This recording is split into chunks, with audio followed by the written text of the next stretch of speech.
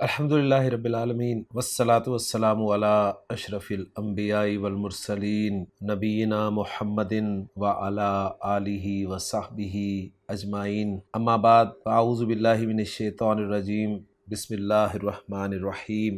إنا فتحنا لك فتحا مبينا۔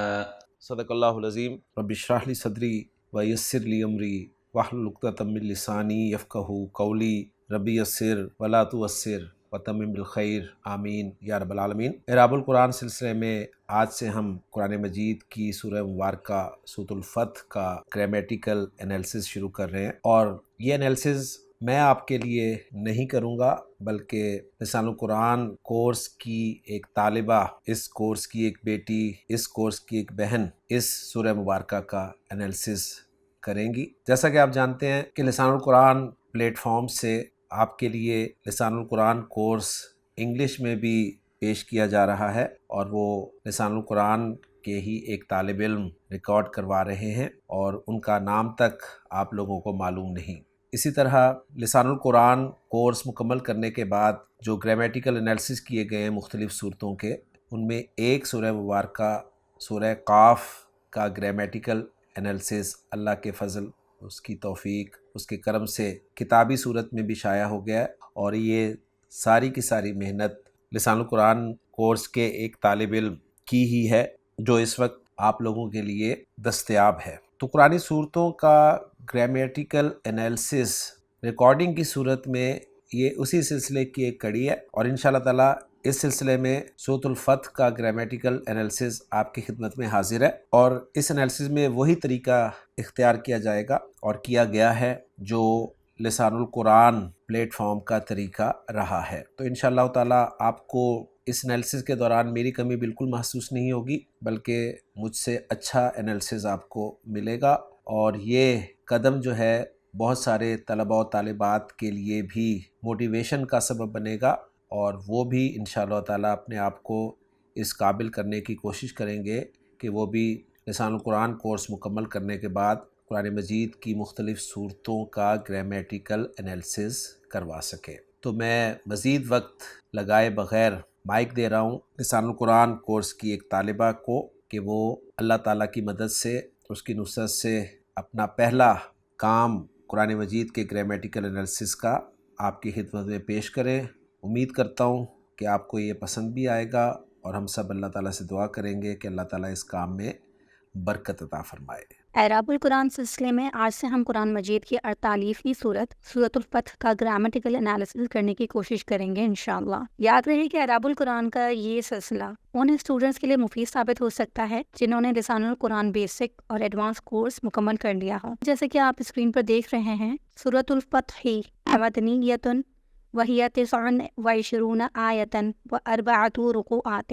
سورۃ الفتح مدنی صورت ہے اور اس کی 29 آیتیں اور 4 رکوع ہیں۔ سورۃ الفتح کی اہمیت اس حدیث مبارکہ سے بخوبی واضح ہوتی ہے جو اس وقت اسکرین پر آپ کے سامنے ہے۔ حضور اکرم صلی اللہ علیہ وآلہ وسلم نے حضرت عمر رضی اللہ تعالیٰ عنہ سے فرمایا تھا، اے عمر رضی اللہ تعالیٰ عنہ، آج رات مجھ پر ایسی صورت نازل ہوئی ہے جو مجھے ان سب چیزوں سے زیادہ پسند ہے جس پر سورج نکلتا ہے۔ پھر آپ صلی اللہ علیہ وآلہ وسلم نے اس سورت مبارکہ کی پہلی آیت تلاوت فرمائی۔ اب ہم باقاعدہ سورۃ الفتح کی پہلی آیت کی طرف چلتے ہیں۔ جب بھی ہم کسی آیت کا گرامیٹیکل انالیسس کرتے ہیں تو اس کی کچھ اسٹیپس ہوتے ہیں، جیسے کہ ہم آیت کے کچھ پارٹس کرتے ہیں، پھر ایک ایک پارٹ کے کلمات یعنی کہ فعل، اسم اور حرف کو الگ الگ کر کر ان پر بات کی جاتی ہے، پھر ان کو جوڑ کر جملہ بنانے کی کوشش کی جاتی ہے، اور پھر اسی طرح تمام پارٹس کے جملے تجزیے اور ترقی مکمل ہو جائے، پھر اس کے بعد عبدالسلام صاحب کے ترجمے سے استفادہ کرتے ہیں، اور آخر میں ہم اپنی کی گئی کاوش کو، اپنی ورکنگ کو علماء کرام کی اتھینٹک ورکنگ سے میچ کرتے ہیں۔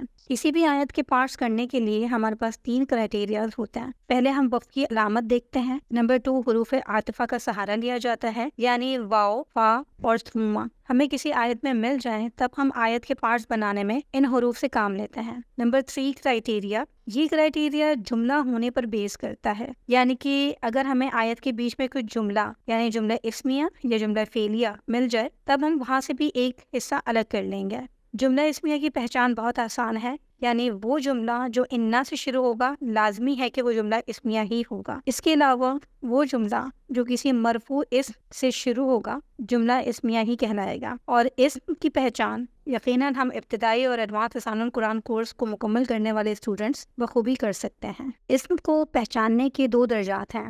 ایک درجہ یہ ہے کہ اگر کسی لفظ کے معنی ہمارے علم میں ہوں تو ہم کلیئر ہو جائیں گے کہ یہ اسم ہے، اور اگر کسی لفظ کے معنی ہمارے علم میں نہ ہوں تو پھر ہمارے پاس کچھ موٹی موٹی علامات ہیں جو اگر کسی کلمے میں ہوں تو اسے اسم ہی کنسیڈر کیا جائے گا، جیسے کہ کسی لفظ کے شروع میں الف لام آ جائے، کسی لفظ کے آخر میں تنوین ہو، کسی لفظ کے آخر میں گول تا آ جائے تو وہ اسم ہوگا۔ اگر کسی لفظ سے پہلے حرف جر ہے تو وہ اسم ہوگا، یعنی حرف جر کا کسی لفظ سے پہلے ہونا اس لفظ کے اسم ہونے پر دلالت کرتا ہے۔ مضاف ہونا اسم کی علامت ہے، یا حرف ندا جس لفظ سے پہلے ہو، یا یوں کہہ لیں کہ منادا ہمیشہ اسم ہی ہوگا۔ اب یہ کچھ علامات ہیں جن کی بیس پر ہم کسی لفظ کو اسم ڈکلیئر کر سکتے ہیں، چاہے ہم اس لفظ کا معنی جانتے ہوں یا نہ جانتے ہوں۔ سورۃ الفتح کی آیت نمبر 1 کے پارٹس بنانے کے لیے ہم نے جو کرائیٹیریا رکھا ہے اس میں ہمیں نمبر 3 کی مدد درکار ہوگی، کیونکہ نہ اس میں علامت وقت موجود ہے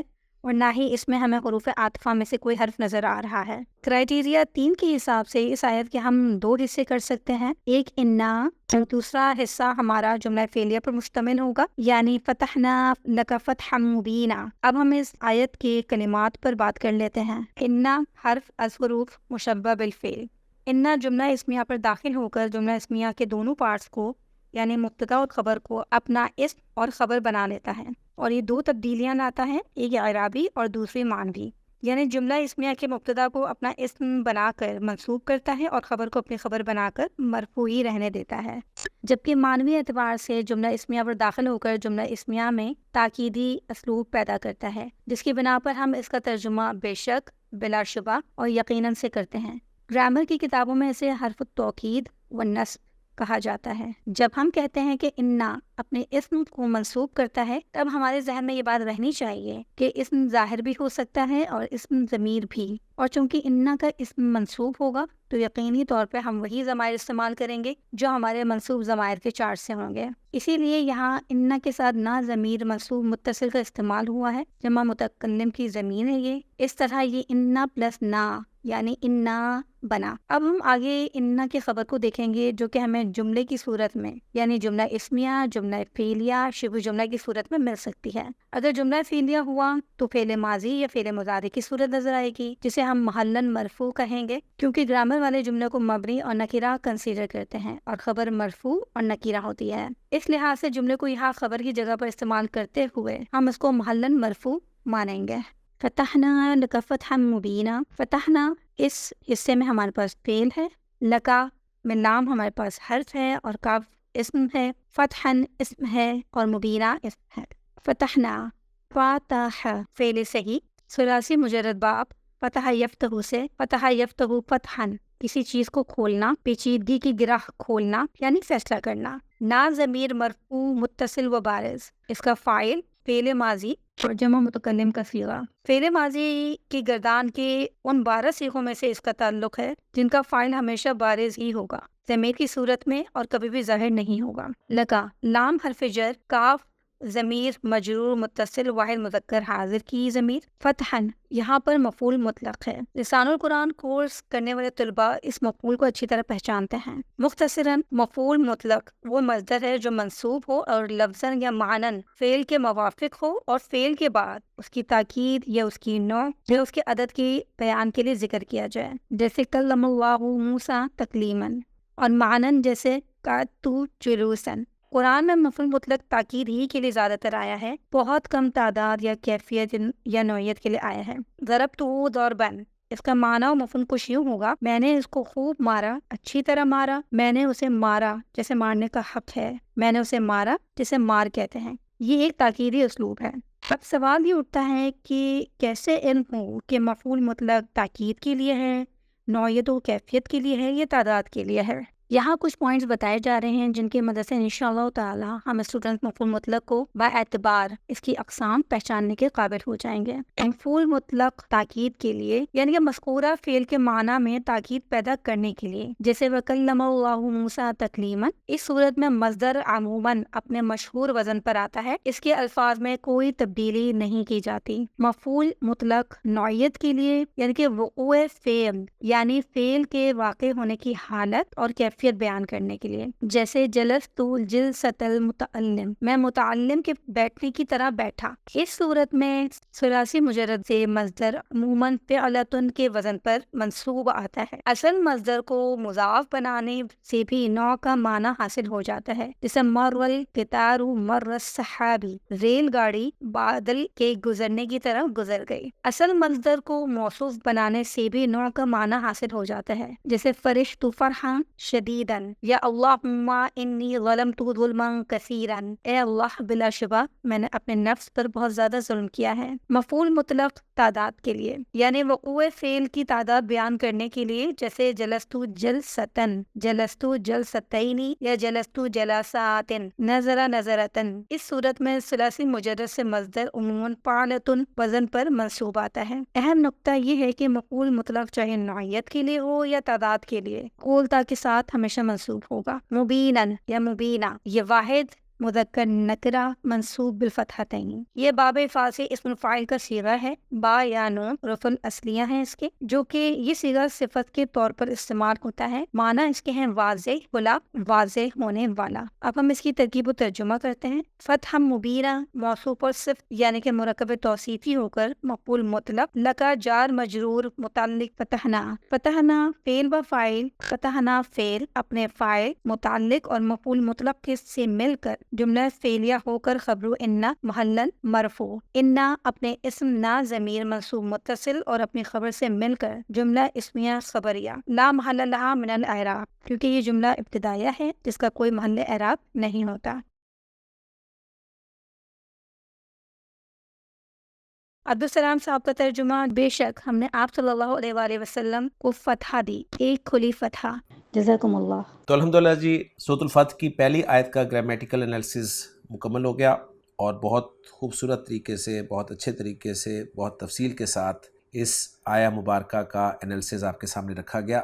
मेरी दुआएं हैं उन तमाम तलबा और तालिबात के लिए जो कुरान मजीद से मोहब्बत करते हैं, उसके लिए अपना वक्त लगाते हैं, बल्कि मैं कहूँगा कि उसके साथ अपना वक्त गुजारते हैं, उसके अल्फाज को समझने के लिए, उसकी ग्रामर को समझने के लिए और उसके मफ़ाहीम को समझने के लिए। तो अल्लाह ताला के फ़ज़ल व करम से एक आयत मुकम्मल होगी हमारी। इंशाअल्लाह ताला अगले लेक्चर में सूरतुल फतह की दूसरी आयत के साथ आपसे मुलाकात होगी। इजाज़त दीजिए। सुब्हानकल्लाहुम्मा व बिहम्दिका अशहदु अल्ला इलाहा इल्ला अंता अस्तगफिरुका व अतूबु इलैक।